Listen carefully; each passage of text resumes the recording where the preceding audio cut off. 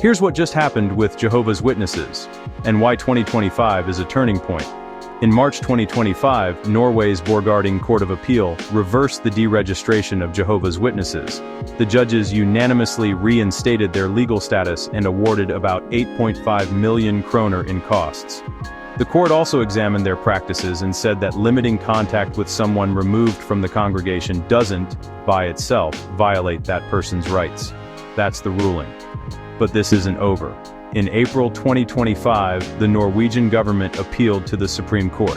So the big question, where the line sits between religious freedom and protecting people inside religious communities, moves to the country's highest court. Here's the twist. The doctrine conversation started shifting earlier.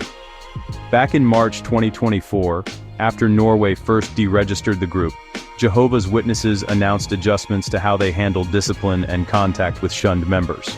According to critics and observers, leaders reference fresh readings of several scriptures to explain the changes. Whether you see that as theology evolving or policy under pressure, the timing matters. Zoom out to Japan.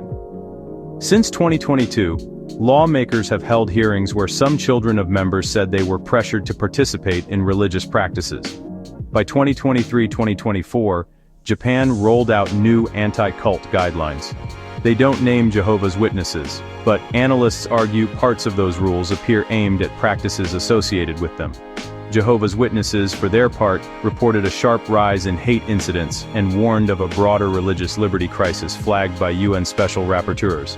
So you've got two fronts. In Norway, a legal whiplash. Deregistration. Doctrinal adjustments. Appellate win. Now a Supreme Court appeal.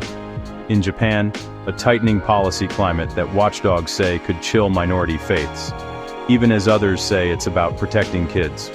Put together, 2025 feels less like a one-off court victory and more like the middle chapter of a bigger recalibration. Legal scrutiny is directly shaping how a global religion explains and applies its rules, especially around shunning and contact. What changes next will likely hinge on Norway's Supreme Court, how Japan enforces its guidelines, and how the organization balances doctrine, community cohesion, and external accountability. I'll keep tracking the rulings, the policy rollouts, and any further doctrinal updates. So if this stuff matters to you, stay tuned.